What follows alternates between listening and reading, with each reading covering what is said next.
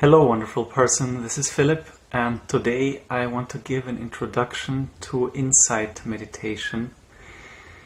Insight meditation is also called Vipassana meditation, and at least here in the United States, lots of people, if they know the term, when they hear Vipassana, they associate that with the methods taught by Goenka. I have heard some good things about the Goenka method, but I have personally not practiced it. The way I practiced insight meditation is inspired more by a Burmese monk called Mahasi. I am not using the method exactly as he taught it, so I'm going to just introduce you to what I have been doing in my noting practice, in my meditation practice, when I did insight meditation. And you can of course modify it to suit your own current technique. When I first started meditating, I was focusing on the breath, and my friend Brian suggested that I make one slight modification. He didn't explain much about insight meditation back then, but basically what he was doing is he was changing my meditation technique to be more of insight meditation, and that has really been very beneficial for me. That's why I try to tell those people who are ready about insight meditation, and if you are ready, you have come to the right place. I just want to briefly mention before I get into the method itself that this is not to be taken lightly. When you practice insight meditation, very soon in most cases you are going to discover that reality is not what you think it was, what you thought it was. Reality is just very different from how it appears. And this can and will be difficult for some meditators. It is somewhat difficult for everyone. If you're interested in what is going to happen when you do this and the dangers that lie within it, just look up on Google the so-called Progress of Insight. There is also a website called the Dharma Overground. It's run by Daniel Ingram, MD, where, well, he has written a book on meditation, and he has a chapter on the dangers of what he calls the dark night of the soul, which is what you get into when you do insight meditation. Those things are something that you should probably know before you start. But I personally think the most important piece of information is what to do if and when you get into this dark night of the soul. When it feels like your meditation is just not working out for whatever reason. Some people think they are just not good meditators. Some people think the method is no good. Some people, like myself, I used to think, oh, I haven't made any progress. I haven't even really started the progress of insight. Your mind will play tricks on you. It will basically tell you anything it can to convince you that you should stop meditating. And the antidote, very simply, is not to stop. Continue your method as you have been. When it feels like you really have to stop, you should stop. It's no good. It's a waste of time. It's making your life horrible. When these thoughts come to you, that is an expected sign of progress. And what you have to do when that happens is continue meditating every day like you have been before. And Brian told me back then, and I did that, I did follow his advice, if possible, do twice as much as before. I took that to heart. I started doing twice as much meditation as before. So instead of sitting once or twice a day, I sat about 3 or 4 or 5 times a day for about 20 to 30 minutes each. And that way, I got through it within a couple of weeks, and this is exactly what Brian predicted, and this is what is going to happen if you just keep at it and intensify your efforts as a result of the doubts that come to you. Another couple of weeks, and it could be a month, but usually in a week or 2 weeks, you will get through that dark night period, you will come out the other end, and when you get to the point where you're really equanimous, where you're just calm and happy and sort of okay with everything, especially with how your mind reacts to things, when you can just sit and listen to anyone and be genuinely interested in what that person is saying, when you feel like that, when you have this equanimity, don't stop there, because when you're in this period of equanimity, in this knowledge of equanimity, that is when you're very close to a huge breakthrough, basically the goal of this insight meditation method. By then it won't be difficult anymore, because you will be equanimous, so you will just sit and be okay with it. But don't think just because everything is okay now that you're done. Just continue meditating, continue for another few days or weeks, and you will have a big insight which is basically impossible to describe in words. I'm not going to talk about it right now. I just want you to know that this insight is there to be had by any human being who practices insight meditation. And if you just continue doing the method that I'm outlining here, you'll be surprised as to how far this simple, basic method can take you. Now, that is not to say that you don't need a teacher, that there might not be any specific kinds of blocks or problems that arise. And I'm happy to answer questions if you just leave them in the comments on this video, or if you contact me. I know several people who have used the same method to make the same kind of progress, so if I can't help you, one of them probably will.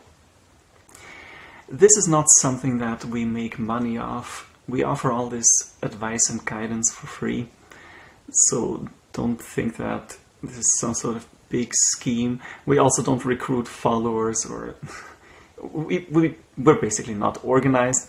I'm just trying to pass on some of the things that have made my life much better. So let's get into it. If you are practicing any kind of meditation at this point, most likely you will be able to modify your existing meditation to that noting meditation. In my case, it was focus on the breath. If you have never done breathing meditation, breath meditation, anapana, whatever you might want to call it, I recommend watching my video on how I first started meditating, because this is one of the ways you can start. You can get started with breathing meditation, and after a few weeks of doing that simple breathing meditation, come back to this video and modify your method as I'm about to outline. So, when you're sitting there focusing on your primary object, and I will use the breath for my example because this is what I did. So, when I was sitting there focusing on the breath, invariably, you will not just stay on the breath for hours without any distractions, without anything else happening. If you do, good for you. You have achieved samadhi. You're in a state that is also referred to as jhana. And if you want to know more about that, I encourage you to just Google or search on YouTube for jhana. It's usually spelled J-H-A-N-A.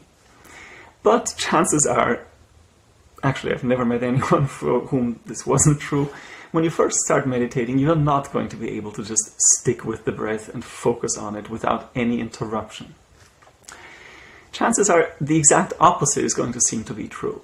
You're going to get distracted every few seconds by things like thoughts. If you hear a noise, if you see something, if you feel something in the body, if you have an emotion, you're going to get distracted. And more often than not, in the beginning, you will go off on a train of thought, you will hear a noise, you'll recognize it as an airplane, you'll be thinking, what is that airplane doing there? Maybe you'll be thinking, oh no, I'm angry, I don't like this noise pollution. And so you go, and 10 minutes later you discover you haven't even paid attention to the breath at all in the last few minutes. You've been on this train of thought. When this happens, instead of just immediately returning your attention to the breath, make one small modification, and this is the difference. This is how you start insight meditation. So when a distraction has come up, Notice what is happening right now in this very moment of your life and categorize it.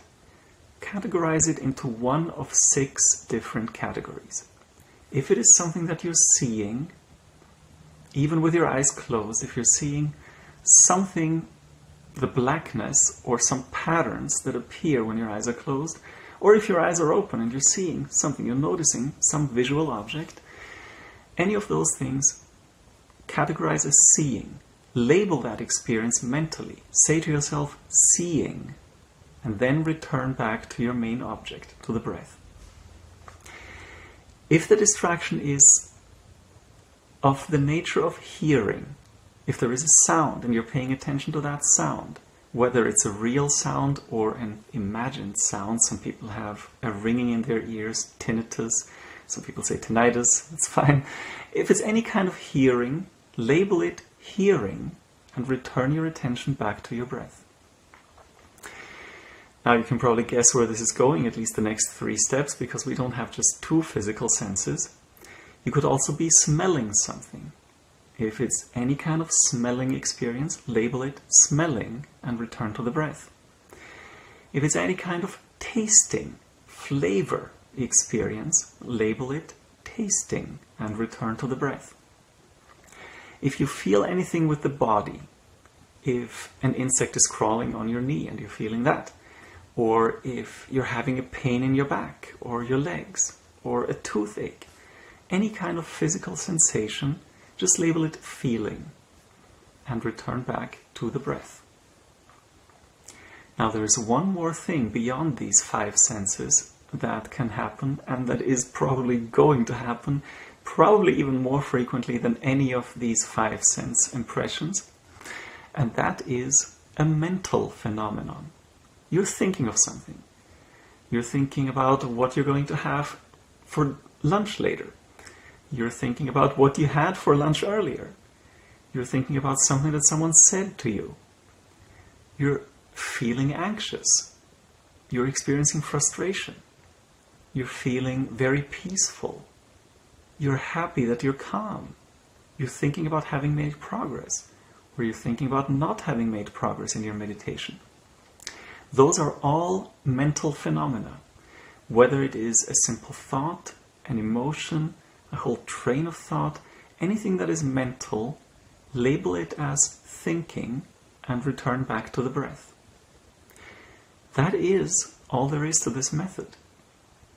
That's the basics of the method, and with those steps alone, you can get very, very far. Basically, anything you do in addition to that would just be problem solving. Accelerating your progress by removing blocks or addressing doubts or just gaining motivation to sit every day. One thing I should say at this point, I've mentioned this before, is this kind of practice really produces progress only if you do it at least on a daily basis. I would say you should meditate at least 20 minutes a day, if not twice a day. If you're not at the point where you are doing this already, where you're meditating at least 20 minutes a day, don't necessarily start with that insight method yet.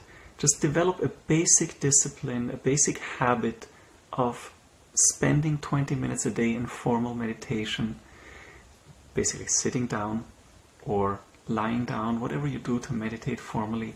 Try to do it at the same time of day every day. That helps you build this habit and get into it. And when you start your insight meditation, stick with it. Make this commitment and stick with it to meditate 20 minutes every morning, for example. And if you feel like meditating 20 minutes on your lunch break and another hour and a half in the evening, do that too. But always stick with your original intention of meditating 20 minutes every morning, if that's what it is. I don't know if you have time or if you feel like meditating in the mornings, that's up to you. Don't miss any days. If you miss one day, it's not the end of the world, but from what we have experienced, my friends and I have talked about this, every time you miss one day of this regular meditation practice, it sets you back about 4 days. So if you miss one day a week, you have 6 days of progress, and then you're set back 4 days. you're making progress at a much slower rate than you would if you didn't miss a day ever. So yeah, if you've missed a day or even several days, it's too late now to change the past. Just try to get back into your rhythm. So it doesn't mean that everything was useless and you have to start all the way from the beginning. But be aware of the fact that you should not miss even one day out of a week, because it will set you back. And this method, insight meditation in general, is about progress. It's about changing how you relate to the world, how you relate to yourself. It's about changing everything about reality by extension. Because as you practice insight meditation, you are going to discover that reality is not something that is out there, separate from you, and you're somehow in this reality and experiencing it a little bit. More and more you will see that reality is the same thing as experience. What you're experiencing is your reality. But I don't want to get philosophical now. This is supposed to be just a practical video on how to start insight meditation. So to summarize, this is the very, very brief version of it. Focus on your main object of concentration. Whenever any distraction comes up, label it as either seeing, hearing, smelling, tasting, feeling, or thinking. And then, after you've made this mental note, return back to your main object. The important things to keep in mind throughout your practice are to practice every day, preferably at the same time of day. It's good if you practice several times a day, but you should practice at least once every day. And finally, when you get to the point where after having a very beautiful experience in meditation, the next day you're suddenly starting to feel like you can't meditate properly anymore, it's not working anymore. Or maybe you think this was all just an illusion, it's not working out at all. When you get to that point where you, for whatever reason, want to stop meditating, that is when you need to be aware of the fact that this is an expected sign of progress. This happens to everyone in this progress of insight. And the thing to do at that point is very simply to continue as you have been, and if you can, double down your efforts. Do twice as much as you have before. Twice as much of the same thing. Just continue the same noting practice, and you'll come through that, out the other end, and then you will have the really big insight that will dwarf the beautiful experience that you had before you were thrust into this dark night of the soul, also known as the dukkha-jnanas. Okay, well, I hope you found this video entertaining, maybe useful, and it would be wonderful if you could just take this knowledge and implement it, put it to use in your own life. If that happens, I have no doubt that you will contact me just to let me know about the result that you've achieved. Well, if you actually go through with it. If you get stuck, if after a couple of 3 months, as was the case in my case, you feel like you're not making any progress, let's just quit. Think back to what I just said. Talk to people about it, people that know, people like myself, people like meditation teachers who teach insight, who know about the progress of insight. Have them convince you. That is what it took in my case. My friend Brian sat down with me for an entire afternoon and showed me passages from books. I believe the main one that ended up convincing me was U Pandita's book. It could have been Mahasi's book, I'm not sure now which one it was. It was many years ago. But he talked to me and showed me that what I was experiencing was expected and was a sign of progress. It didn't mean, as I thought, that I had never done it correctly and I wasn't making any progress. Whatever you need, convince yourself, have people convince you to just stick with it, and you'll be fine. You'll come out the other end and you'll be more than fine. Alright, I'll leave it at this for now. Thanks for watching, and I hope to see you in a future video.